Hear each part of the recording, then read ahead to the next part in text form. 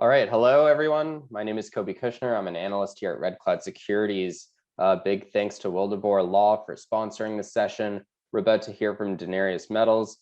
This is a diversified explorer. They recently completed some drilling in Spain, and they also have a couple other projects in Colombia. With us is Chris Haldane. Chris, you have about 15 minutes, which will follow with 5 minutes of Q&A. Viewers, feel free to ask your questions at any time. So take it away, Chris. Great. Well, thank you, Red Cloud, for allowing us to do a presentation. Here we go. I will be saying some forward-looking statements, and I will now give you a bit of an update. So Denarius Metals is the name of the company. We just renamed ourselves in early February.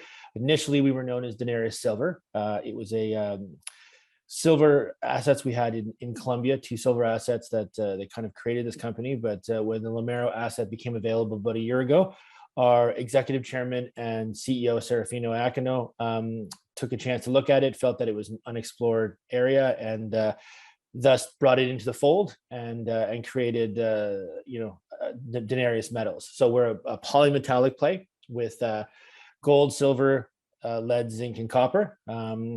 So just to give you an overview, we have about 207 million shares outstanding, fully diluted 300 million.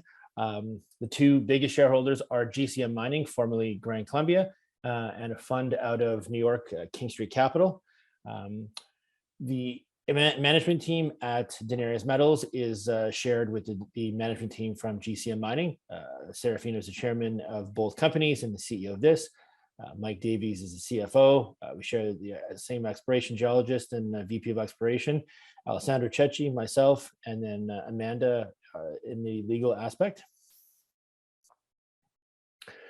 The one thing that I guess is important to point out is we are the new kid on the block. We've only been around for maybe about a year, but when we compare ourselves to some of our neighbors in the area, especially in the Iberian Pyrite Belt, the size of our asset and the grades of all of our minerals are significantly larger. So we still have a ways to go to prove ourselves up. We're in the midst of a drill campaign about 23,000 meters that was started in the fall, and to date we've released 8 of the 30 holes. So we have hopefully within the next 4 to 6 weeks some more results to get to the market. And why did we choose Spain? Well, Spain has a rich history in mining. They've got good mining law. Spain is mostly known for copper and nickel, not so much for gold. And that is kind of the one thing that sets our asset apart in Lamero, is that we have quite a high gold content. Just to give you an idea where we are, the asset is kind of in the border between Portugal and Spain. It's all within driving distance of Seville, so accessible by major airports, roads, and railways. And we're in a very good location. We have good neighbors nearby. We're 6 kilometers from the Matsa mine, which was recently sold to Sandfire Resources out of Australia for, I believe, between 1.8 and 1.9 billion euros. So there is attention in the area. We've got great neighbors of Haldane and Grupo Mexico and First Quantum and Rio Tinto. And this is an area that has been mined since Roman times. So it is an area that is well known. Like I said before, access is great. Access to labor is great. Just in general, it's a good jurisdiction to be working in. And just to give you a brief history on the asset, dating back to the early 80s, we had some work done by BHP Billiton, some smaller companies in through the mid 90s. And then the last company that did some work on it was a small Kimberley Diamonds out of Australia. So it has, hasn't been worked on in about a decade, and that's why Serafino, our chairman, felt that it was something that could definitely use some of his expertise at moving and discovering things. And like I said from the outset, what separates us from all of the other, companies in the area, which are mostly known for copper or base metals, is our, great gold endowment. Anywhere between 3 to 5 grams is what we're getting. And as the slide shows here, There's about 2 million ounces at 14 grams per ton of gold and 55 meters at 16 grams per ton gold that was found by Newmont back in 2007. So there, it does have some pretty good grades. We do have gold, silver, copper, lead, and zinc. Great grades, like I said, average grade. And this is from a historic resource from Bear d'Albert in 2011. And we are using SRK to actually, I guess, put together our drill program. We are working, or we're almost completed our confirmation drilling program.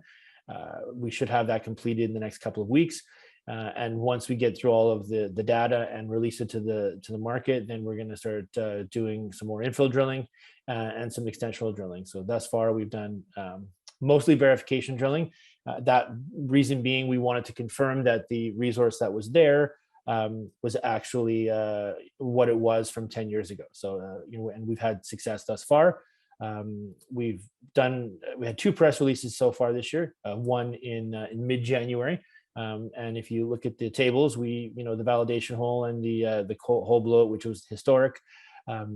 If you look at the grades and the widths and the returns on all of the different minerals, they're all pretty much the same, if not better, which is pretty significant, and gives us full belief that what we have is, once again, to paraphrase Fino, a monster of a deposit that was kind of overlooked for quite some time. And then the last drill results we put out into the public was in late February. Again, some infill drilling, and the returns on the gold grades again are 6 grams per ton, 5 grams per ton, which is pretty impressive. This is an underground mine.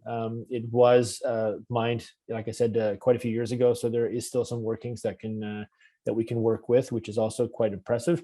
And from the outset, I did say that this was initially a company that had assets in Colombia, and Gran Colombia, who is one of the largest shareholders in the company, knows the asset well. In fact, Guía Antigua is in part of the concession that Segovia has, which has a very rich endowment of silver, as well as Zancudo. And the reason being why we're in Colombia is we have the know-how and the know-who, as Serafina would say, in the country. We know what to do. We know what to expect.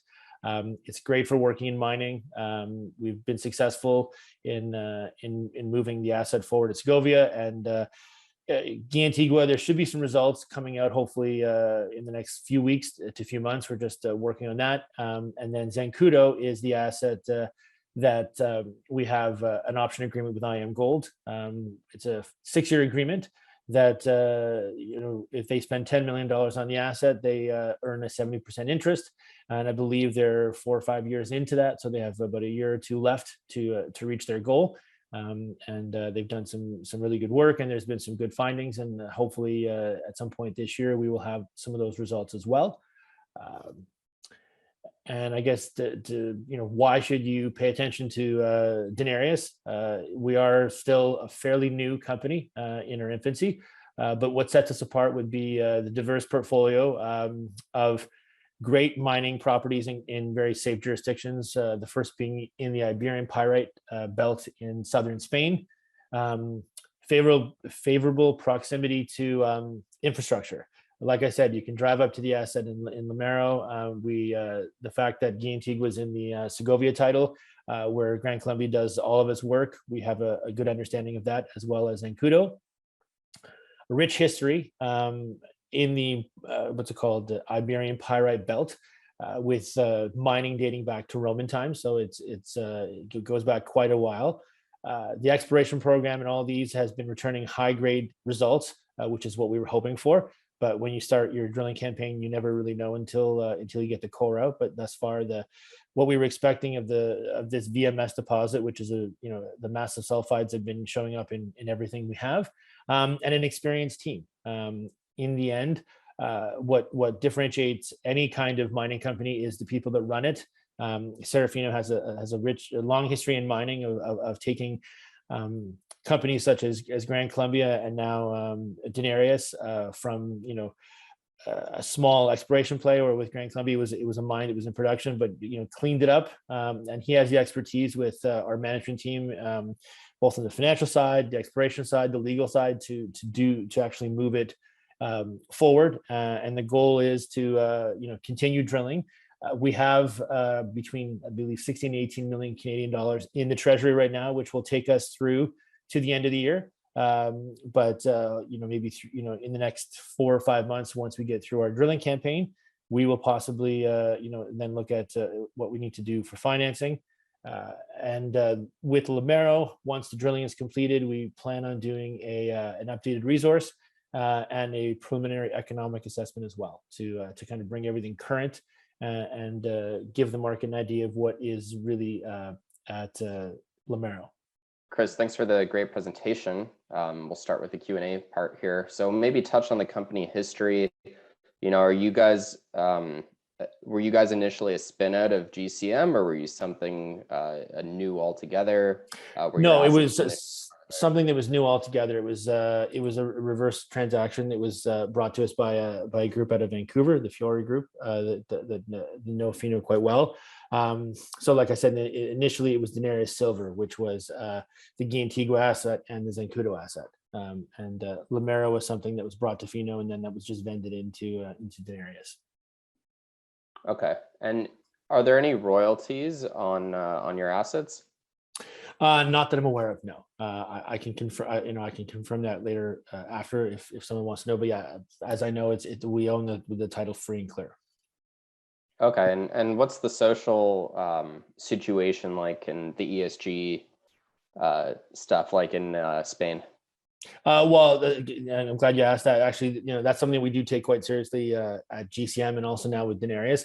Our ESG manager that is working on that has worked with Grand Colombia. She's actually she's starting to do her initial work on an ESG report for the asset in Spain. So yeah, we're working with the local authorities there. We do take all of that quite seriously. So yeah, it's something that's the tagline we use in GCM is that ESG is in our DNA. So it's something that we're working towards right now. Okay.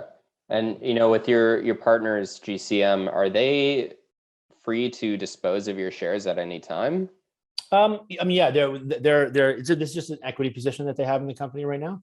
But they like what they're doing. It's very similar to when GCM was involved with Toro Peru with Goldex before Goldex and GCM made the agreement to do an all-share transaction to take over Toro Peru. So we're just going in, doing the the due diligence on the asset, and we're just waiting to see what's going on. And that historical resource there, was that based on a pit scenario or an underground? This is all open pit. Sorry, yeah. Okay. There is a 2% NSR on the Lomero asset. I was just informed. My apologies. Okay. No worries. Thanks for clearing that up. No, so this is an underground asset. Sorry, I apologize. Yeah, so this will not be an open pit. Okay. Yeah. So yeah, and there's a lot of underground workings, which certainly beneficial to leverage off of in a future production scenario. Maybe Definitely. tell us, is the underground still accessible? What are those workings looking like? Based on what I've heard from the team there, it does look like they are accessible. They probably have to be dewatered and just kind of brought up to current standards, which we did in the past as well with some of our assets in Colombia. So we're quite capable of just seeing what's there and working with some of the existing stuff and bringing it up to current standards. Okay, and are there any ideas of what the past production records are there? We have them. Yeah, they've been studied. But I think what we're doing is the main thing is we're going to try and update the resource to current 43-101 standards hopefully in early summer, and go from there and make a decision process. Right now, there's $8 billion worth of known minerals in the ground. That's it's about 22 million tons when you combine all of the different minerals. So it's a fairly significant asset. Yeah, for sure. And how much more drilling will you guys need to do in order to bring that historic resource to compliant? Well, the goal so far was that we announced a 23,000 meter drill campaign in the fall, and we've gotten through 30 holes so far. I think when we get to the end of that, we're going to hopefully take that, use it towards resource, and then Fino's mentioned possibly doing another 60,000 meters of drilling after that to kind of continually build up the mineral resource that we have there. Okay, so that'll get you where you need to be by to make the decision. Exactly. So what, yeah. I mean, it could definitely be a mine. It's just a matter of just bringing everything current. Gotcha. So how much cash do you guys have on hand again? And, how much do you need to raise to get you through the next year and a half? Right now, we've got about 16 to 18 million Canadian. So we have enough to get us through the work campaign that we have planned to the end of the year. As far as how much we need, that's anybody's guess. We always, as in mining, you never know how much you need, but I think that's a decision that'll be made once the resource comes out sometime in the midsummer, and we'll probably make a decision at that point to see the kind of the next steps we need to take and how much we need to get us over the hump into, to a PFS stage level. Right. And, talking about your other key strategic shareholder here, King Street Capital, who exactly are they? You mentioned they're funded out of New York. They own quite a hefty stake. What's the history here? King Street, the gentleman that runs King Street has known Serafino from some of his other public companies in the past. So he has full faith in the fact that Fino did his due diligence on this project. I met with them recently, I guess, when we were down in the fall, and they're very happy with what we're doing on it, and they're happy to keep their position at 17% and maybe increase it. I think that only time will tell with the drill results and the work we put out there. Will just reconfirm their interest in it. But yeah, it's just a large it's a fund based out of New York City. Okay. Yeah. Okay. And touch on maybe your other investors, any other institutions involved?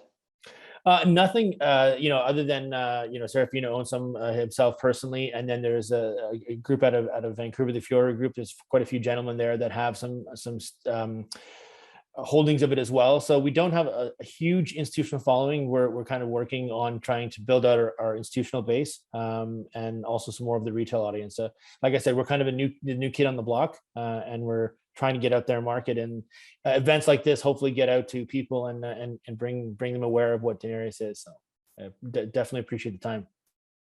Yeah, for sure. And look, we have one more question. Maybe just we have time for one more question. Maybe just touch on what your neighbors are doing in the area. Oh, I mean, like the Matza mine is one of the largest copper mines in the world. It's about 6 kilometers away from us. And like I said, they were recently bought up by Sandfire, but it's mostly copper production in the area. And like I said, we also have First Quantum and Haldane. They're all well-known large mining companies. So and we've actually Fino is spending some time over there getting to know a lot of the local players. So he's met the Matza people quite a few times. So we've built up a fairly good relationship with our neighbors. Great. And with that, we'll have to cut it there. But thank you, Chris, for joining us, and thank you, Denarius Metals. Next up, we have Norzinc and GoviX Uranium. Thanks, Kobe, and thank you, Red Cloud.